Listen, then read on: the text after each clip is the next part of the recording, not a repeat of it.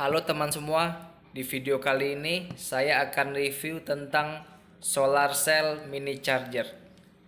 Baru saja kemarin saya beli di Lazada seharga 65 ribuan. Namun barang yang datang ini berbeda ya teman-teman. Jadi barang yang tertera di toko Lazada ini berbeda sama barang yang datang dalam bentuk ukurannya. Jadi ukuran dari gambar yang tertera itu beda ya sama yang datang ini. Tapi nggak apa-apa, sekarang kita coba buka ya.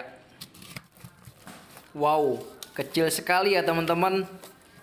Di sini nggak ada apa-apa lagi. Wow, sangat kecil. Sangat jauh sama foto yang tertera di toko.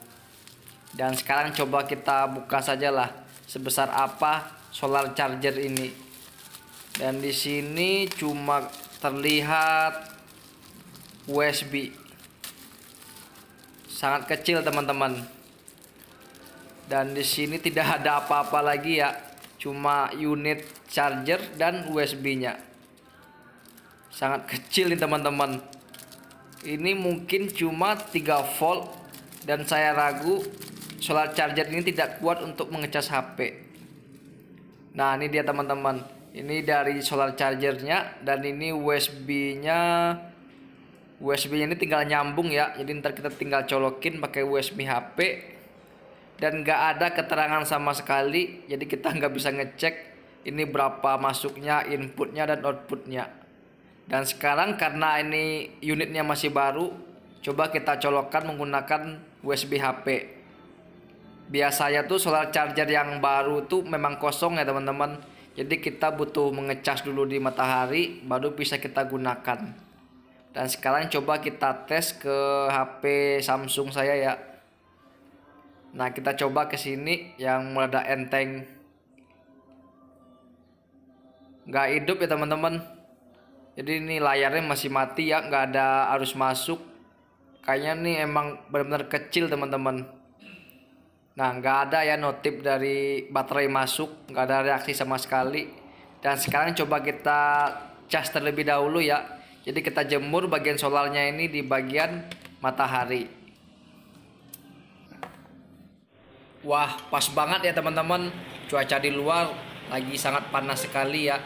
Jadi kita tinggal jemur aja bagian solar cell ini di bagian atas. Jadi biar agak terkena sinar matahari. Dan kita tinggal tunggu ya sekitar 4-5 jaman lah. Dan nanti kita coba lagi setelah dia mengecas. Sekarang jam 3-an. Cukup ya teman-teman. Ini saya udah ngecas sekitar 5 jaman. Harusnya nih udah penuh ya. Jadi udah ngisi dari bagian solar cellnya. Jadi kondisi dari solar cell ini masih panas. Dan ini benar-benar selesai kita cas di bawah terik matahari. Dan sekarang coba kita sambungkan ke bagian HP. Kita pasang dulu USB-nya dan kita tes ke bagian HP Samsung ini. Ini kita sambungkan. Dan gak hidup ya teman-teman. Benar-benar nggak kuat ya. Dan tadi pun saya sempat baca ya di deskripsinya. Ternyata untuk ngecas ini diusahakan HP-nya off atau internet datanya mati. Jadi benar-benar kecil, nggak kuat buat kita memakai atau kita aktifkan. Jadi benar-benar kecil, nggak ada notif masuk. Dan sekarang kita coba ke HP yang satu lagi. Nah, ini HP ini mati teman-teman. Ini lebih kecil ya. Ini HP mati. Coba kita colokan. Dan sama saja teman-teman. Benar-benar nggak kuat dia buat ngecas HP ya. Benar-benar nggak masuk. Jadi benar-benar kecil arus yang dikeluarin dari panel sel yang kecil ini. Mungkin karena barangnya kecil juga ya teman-teman. Jadi untuk rekomendasi saya sama yang kemarin saya review ya. Kemarin saya sempat review juga tentang powerbank solar cell ini ya. Saya lebih milih yang ini teman-teman. Selain lebih besar, dia lebih kuat juga. Jadi saya ngecas 2 jam pun ini penuh teman-teman yang seperti ini nih.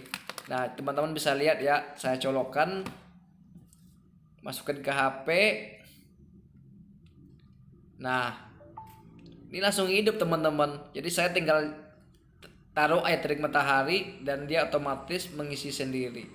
Jadi buat rekomendasi saya lebih memilih solar cell yang power bank ini teman-teman, daripada yang mudah dibawa nih tapi nggak kuat untuk mengecas. Oke teman-teman, sekian ya info dari saya, semoga bermanfaat.